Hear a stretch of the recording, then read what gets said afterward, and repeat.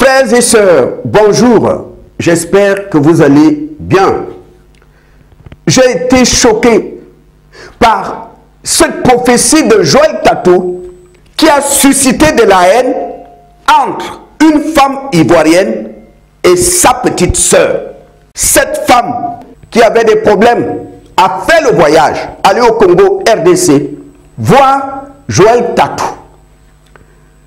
Et Joël Tatou lui dit: Madame, si tu as des problèmes, si ta vie tourne en rond, c'est ta petite sœur.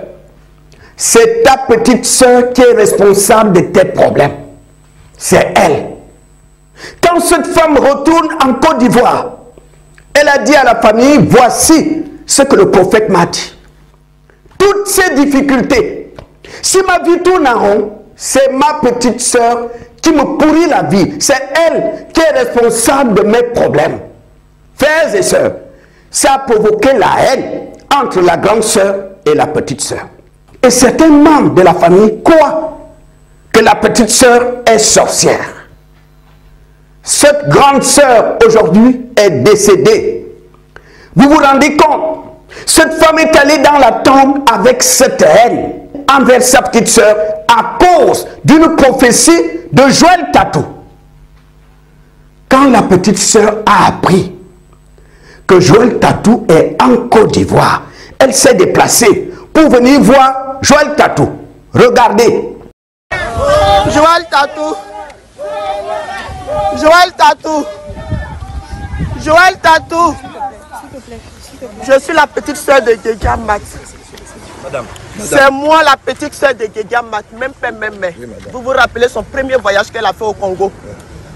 Quand elle est quittée là-bas, elle dit, vous lui avez dit que moi, sa petite soeur, même père, même mère. Est-ce que vous avez une preuve de ça? Elle m'a dit au téléphone, on ne ment pas sur les morts. Je ne peux pas mentir sur la mort de ma soeur. Non, parce que vous avez mis votre bouche dans notre problème de famille. Cet homme est un faux prophète. En 2023, alors qu'il était en France, il a eu une prophétie. Il a dit au peuple congolais que cette année, il n'y aura pas d'élection, pas d'élection présidentielle. C'est ce qu'il a dit au peuple congolais. 2023, pas d'élection au Congo RDC. Frères et sœurs, l'élection présidentielle, contrairement à ce qu'il avait dit, a bien eu lieu. Lorsque un homme de Dieu prophétise quelque chose qui n'arrive pas, ça ne fait pas de lui forcément un faux prophète. Le concept de faux prophète n'est pas lié à quelqu'un qui dit quelque chose qui n'arrive pas. C'est faux. Nostradamus a dit des choses qui se sont accomplies. Est-il un vrai prophète? Le dessin animé, les Simpsons, disent dans leur dessin animé des choses qui arrivent. Est-ce que ce sont des prophètes? Les mandona, les chefs coutumiers même peuvent prédire l'avenir sur ton fils et ta fille. Est-ce que ça fait de des prophètes? Une prophétie qui s'accomplit ou ne s'accomplit pas n'est pas le baromètre sur lequel on identifie d'abord quelqu'un s'il est un vrai prophète. Un vrai prophète est d'abord connu par l'authenticité de son appel, par l'authenticité de son enseignement, comment? Par l'authenticité de sa vie, et après par le charisme. Le monde des charismes prophétiques est un monde tout à fait complexe. Dieu dit à Ésaïe, nous sommes dans Ésaïe 38, il dit: Ésaïe, lève-toi. L'Éternel a dit à Ésaïe: va dire au prophète, au roi Ézéchias qui est malade, dis à Ézéchias qui prépare sa maison, cette maladie l'amène à la mort. Point barre, c'est la prophétie qu'il a donnée. Donc l'assistant du prophète Ésaïe entendait, il a dit: Dieu a dit au prophète que le roi va mourir. Est-ce que Dieu chante ses paroles? Non. Est-ce que Dieu ment? Non. Est-ce que Dieu réfléchit avant de parler? Oui. Est-ce que Dieu pense à réfléchir avant de sortir une parole? Oui. Mais Dieu a dit au prophète, l'Éternel, dit à Ézéchias, il va mourir. Ézéchias entend la parole de l'Éternel par le prophète de l'Éternel. À peine le prophète est en train de sortir, le roi n'a même pas beaucoup prié. Il a dit: Seigneur, tu ne feras pas ça. Moi je suis là, je te crains. J'ai beaucoup fait pour la réforme du temple. J'ai augmenté le salaire des sacrificateurs. J'ai amené beaucoup de réformes, Seigneur. Tu ne peux pas permettre ça. Et le prophète était encore à l'extérieur. Le même Éternel qui avait dit A, il est encore revenu et il a dit: Il est encore revenu, il a dit, dis au roi, il ne meurt pas. Je rajoute 15 autres années. Est-ce que Dieu a menti? Il n'a pas menti. Pas d'élection présidentielle. C'est ce qu'il a dit au peuple congolais. 2023, pas d'élection au Congo RDC. Frères et sœurs, l'élection présidentielle, contrairement à ce qu'il avait dit, a bien eu lieu. Quand Joël Tatou a vu que les gens commencent à le traîner dans la boue, que les gens commencent à le juger, à le traiter de faux prophète, il a décidé de se justifier. Il va utiliser Ésaïe chapitre 38 pour faire comprendre aux enfants de Dieu qu'attention, Dieu peut dire qu'il va faire quelque chose et après, il change d'avis. Donc, il va utiliser Ésaïe 38. De quoi s'agit-il? Le roi de Juda, Ézéchias, était gravement malade. Dieu envoie son serviteur, le prophète Ésaïe. Va dire à Ézéchias qu'il ne sortira pas vivant de cette maladie. Il va mourir. Il a commencé à supplier Dieu. Parce qu'on lui a dit, tu vas mourir, donne des ordres dans ta maison, parce que tu ne sortiras pas vivant de cette maladie. Alors que l'homme de Dieu, Ésaïe, faisait demi-tour pour aller chez lui, Dieu va l'interpeller. Retourne dire à Ézéchias que j'ai entendu sa prière, j'ai vu ses larmes. Il ne mourra plus. Je lui accorde même 15 ans de plus. Et Joël Tatou dit aux enfants de Dieu, n'est-ce pas? C'est Dieu qui avait dit à Ézéchias par la bouche d'Ésaïe que tu vas mourir.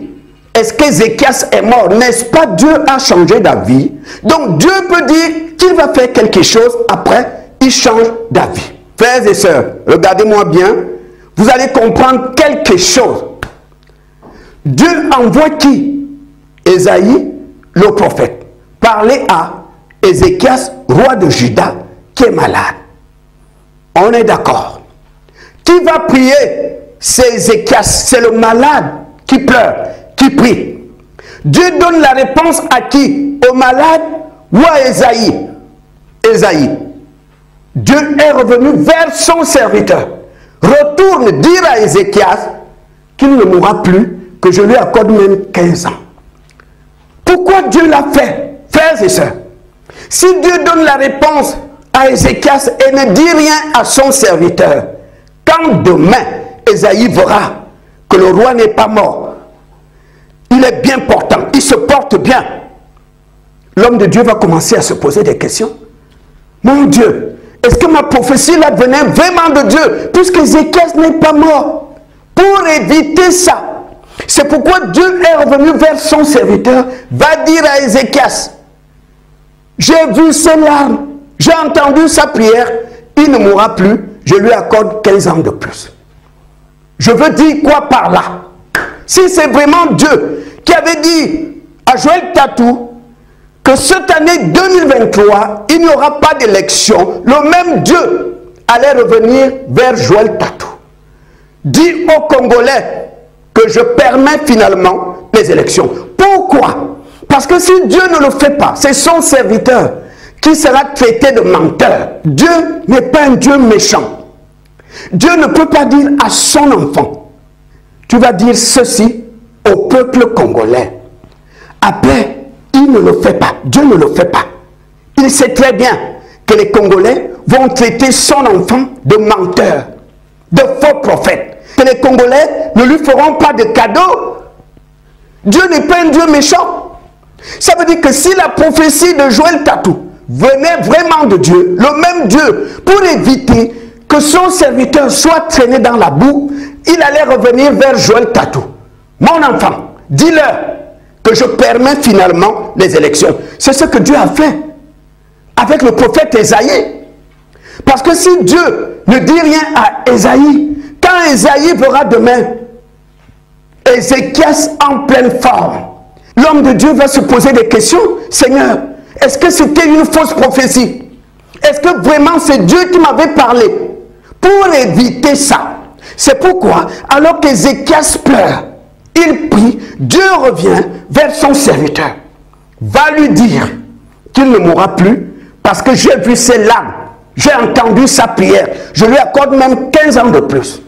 Joël Tatou a prophétisé depuis la France que cette année 2023, il n'y aura pas d'élection au Congo RDC.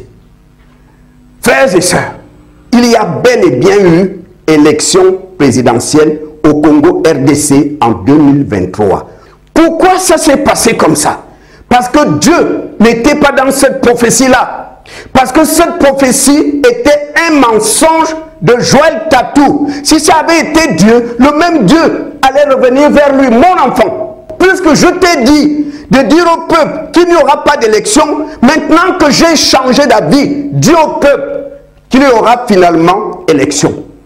Parce que Dieu est un Dieu d'amour. Il ne veut pas que son fils soit traité de menteur, que les gens traitent son fils de faux prophète, qu'on le traîne dans la boue.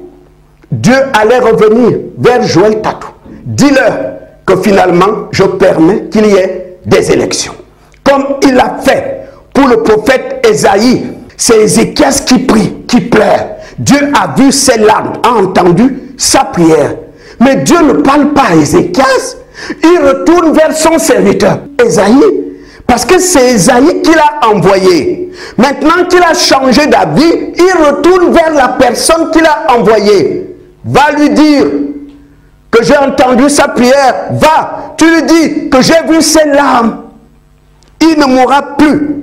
Je lui accorde même 15 ans de vie. Ça veut dire que si la prophétie, pas d'élection au Congo RDC de Joël Tatou, si vraiment cette prophétie venait du Seigneur, si Dieu change d'avis, il allait revenir vers Joël Tatou. Dis au peuple congolais que je permets finalement qu'il y ait élection comme Dieu l'a fait pour le cas d'Ésaïe. Ce qui est la preuve que la prophétie de Joël Tatou en 2023 était un mensonge. Dieu n'était pas dedans. Vous savez, dans Jérémie, chapitre 14 au verset 14, le Seigneur parle de ces faux prophètes qui utilisent son nom. Ils se servent de son nom. Dieu m'a dit de te dire, c'est l'Éternel qui m'a envoyé. L'Éternel me dit de te dire, alors que Dieu n'est pas dans cette affaire-là. Jérémie 14, verset 14. Ils utilisent le nom de l'Éternel pour tromper les gens. Dieu m'a dit de te dire, c'est Dieu qui m'a envoyé. Voici ce que dit le Seigneur. Alors que ça ne vient pas de Dieu.